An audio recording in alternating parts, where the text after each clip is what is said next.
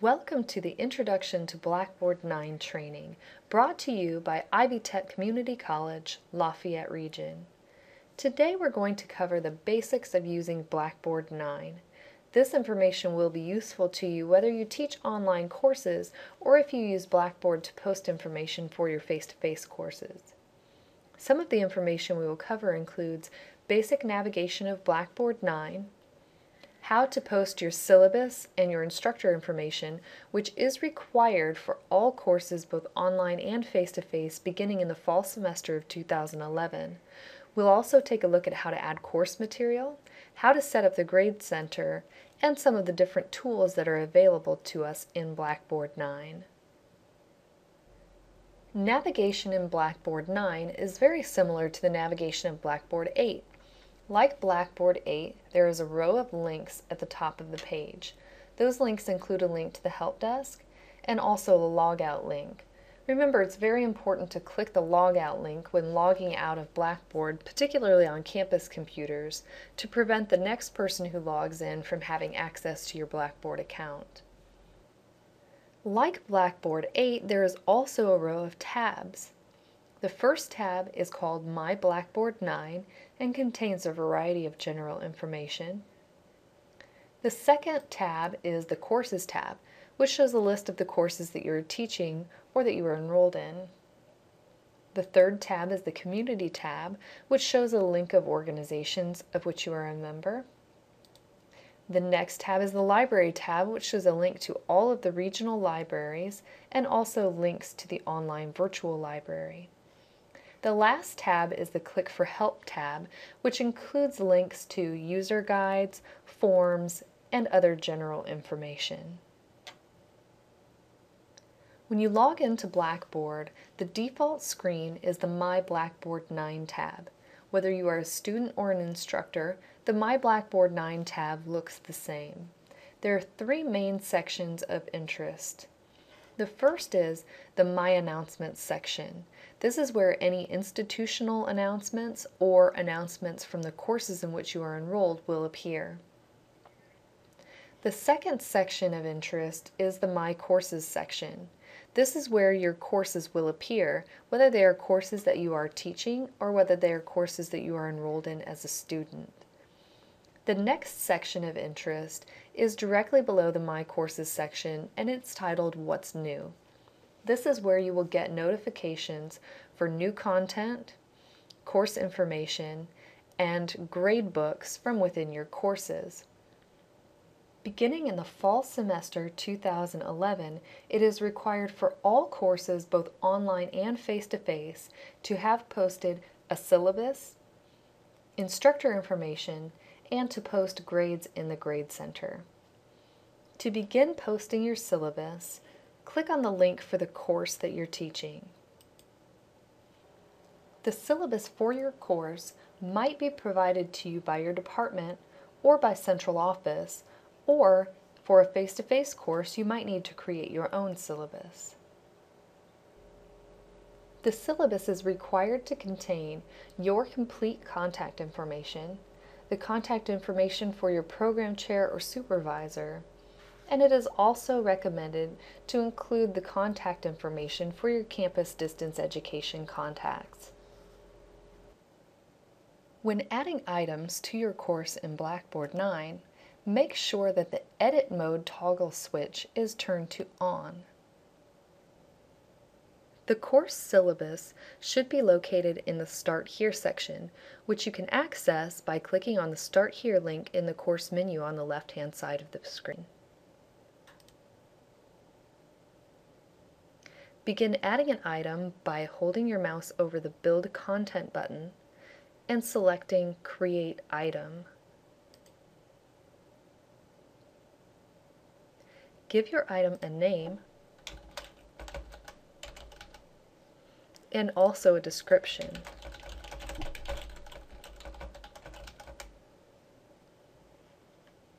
Scroll down to section 2, labeled Attachments, and click the Browse My Computer button to locate your syllabus file. Select the file you would like to attach and click Open.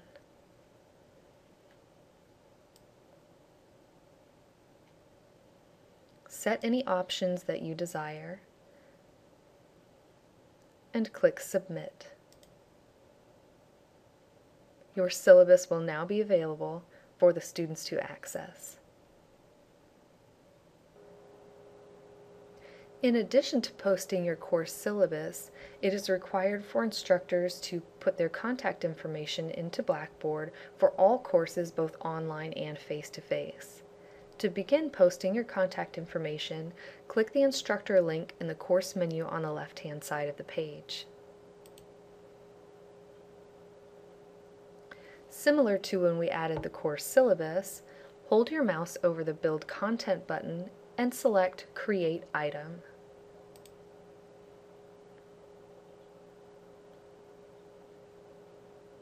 Give your item a name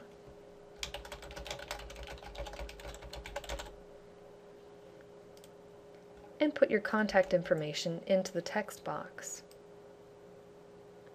If you would like to attach any other files or pictures, you may do so in the Attachments section by clicking on Browse My Computer, like we did when we added the course syllabus. When you have completed your instructor information, click Submit. Your instructor information is now available for your students to view. In addition to posting our course syllabus and our contact information, there are several other features in Blackboard that we can use to keep in communication with our students throughout the semester. The primary feature being announcements. If you click on the Announcements link on the course menu on the left-hand side of the page, it will take you to the Announcements page. You may add a new announcement to your course by clicking the Create Announcement button. Give your announcement a subject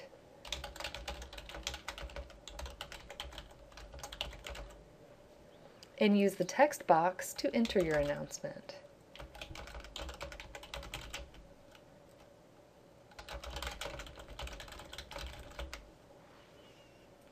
When you scroll down to the Options section, you'll notice that they're a little bit different than Blackboard 8.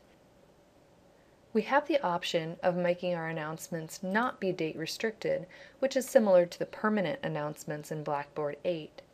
Or we may select date restricted and set dates in which we want our announcement to be displayed. For example, if we want the announcement to be displayed after a certain date, or to be displayed until a certain date and then to disappear, we can set those dates here. We also have the option of overriding user notification settings.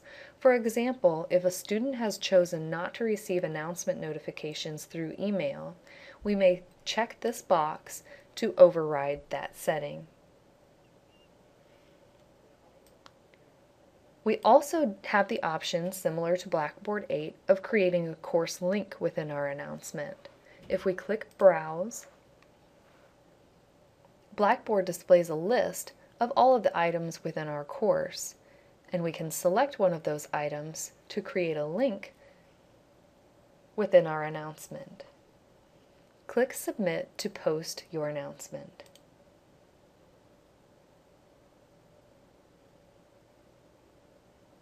Your announcement now displays in the Announcements page so the students can see it immediately when they log into the course in Blackboard. Now that we've reviewed how to add items to your course in Blackboard and also how to create new announcements, let's take a look at some additional features of Blackboard 9. One feature that you might want to utilize for your courses is assignments. You'll notice by the class sessions link there's a small gray square. This square indicates that that area currently has no content. This also indicates that when a student logs into this course, they won't be able to see the class sessions link. It won't become visible until we have added some content to that section. So let's click on the class sessions link. When we added our course syllabus and our instructor information, we began by holding our mouse over the Build Content button. That is where we will begin for adding assignments as well. The first thing that you want to do when adding content to your course in Blackboard is create an organization structure. We can do that by creating new content folders. Under the New Page header, click the Content Folder link. In this section, enter a name for your content folder. Generally, the folders are named by weeks or by sessions. Let's call this folder Week 1. You may use the text box to provide your students with any information that you would like to give them about the contents of that folder. If you scroll down, you see options similar to what we saw on the other items. We have the option of making that folder unavailable. The terminology used is slightly different than Blackboard 8. In Blackboard 9 it says, "Permit users to view this content." By leaving it at yes, we allow the students to have access to the information in that folder. If we select no, the students will not be able to view that folder. We can also set date and time restrictions. Click Submit to create your content folder.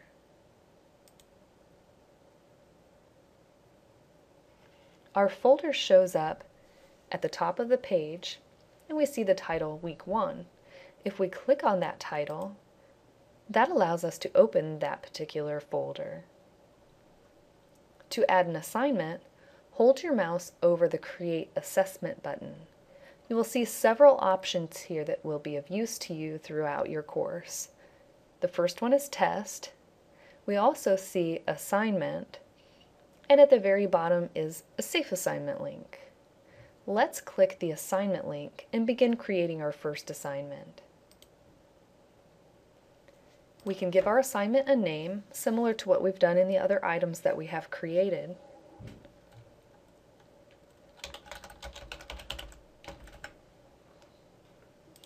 Any instructions that you would like to give the students for the assignment can go into the text box below.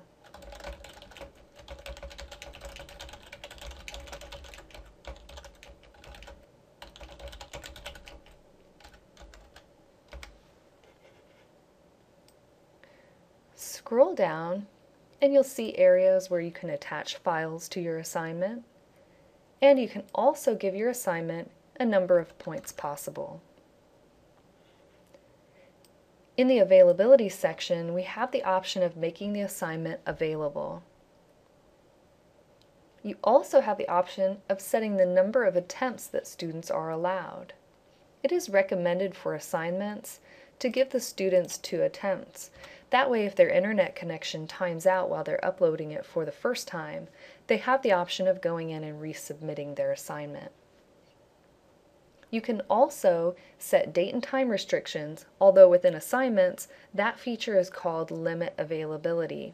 It still serves the same functionality of displaying an assignment after a particular date or displaying it until a particular date, which would make that assignment available or unavailable during the times that you would like the students to complete it.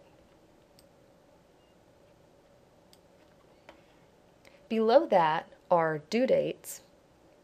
Due dates work a little bit differently in Blackboard 9 than they do in Blackboard 8. In Blackboard 8, when we set a due date, it's merely for our own informational purposes.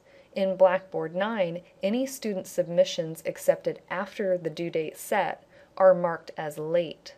That indicates to you that although the student did turn in the assignment, they turned it in after the due date.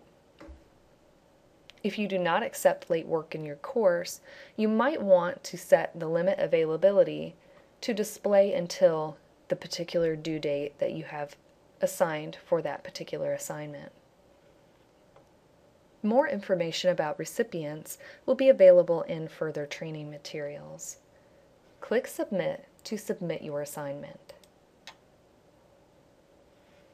Now, within your Week 1 folder, you will see Assignment 1.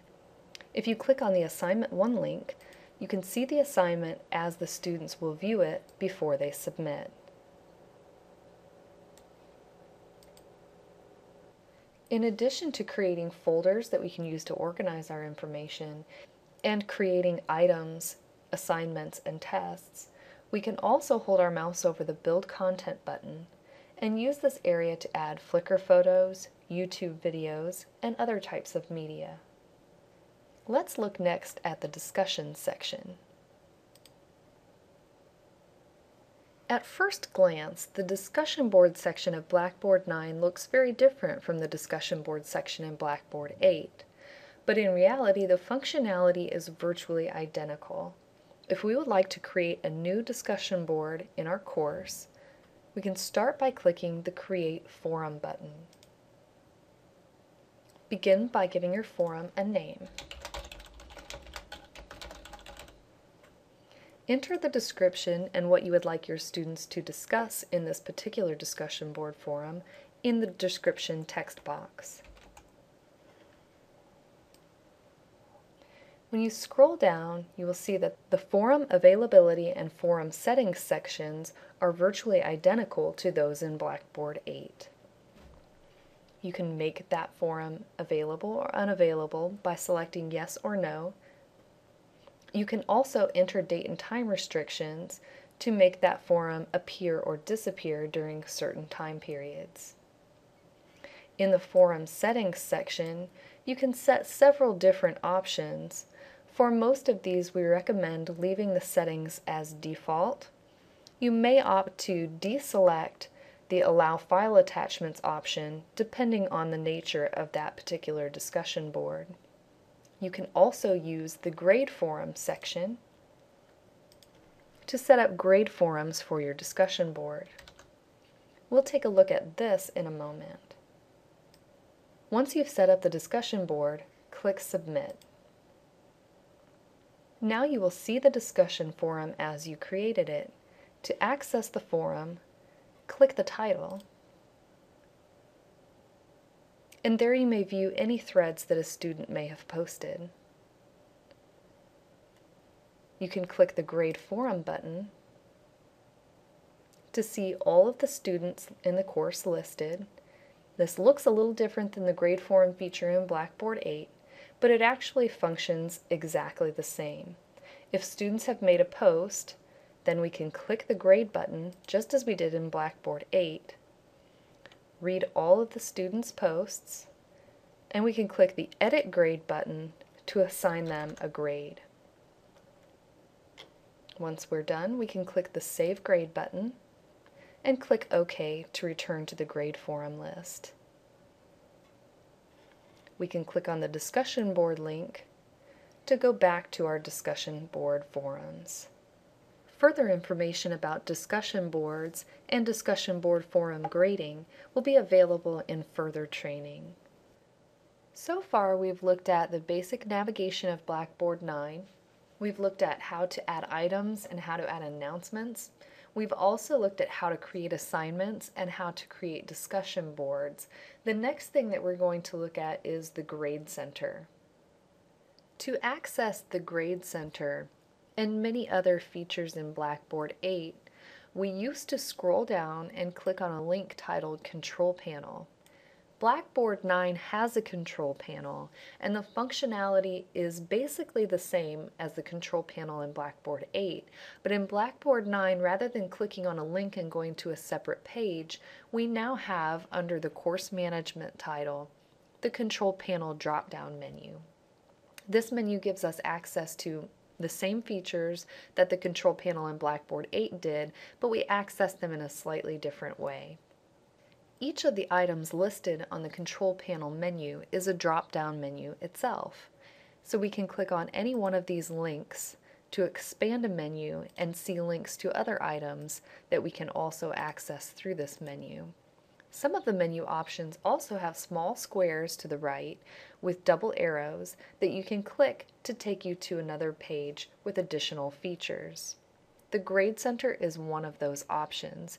If we click the Grade Center button, we see we have a few options here where we can view only the assignments that need grading, or we can go to the full Grade Center. We can see assignments or tests, or we can click the double arrow box and go directly to the Grade Center.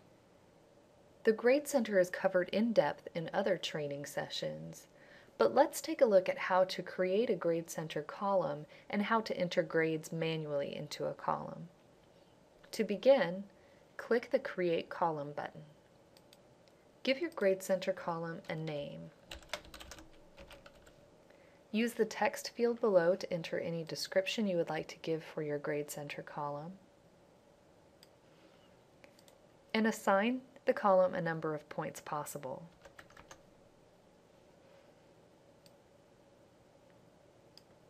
Click Submit to create your Grade Center column.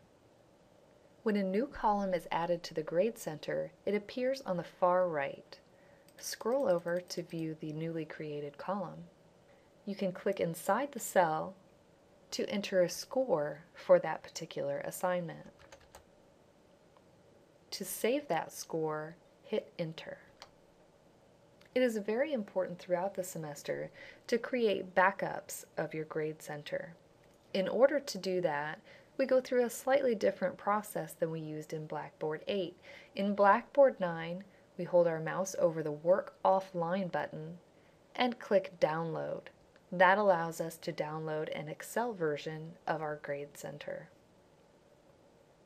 If you would like to view the grade history, hold your mouse over the Reports button and select View Grade History.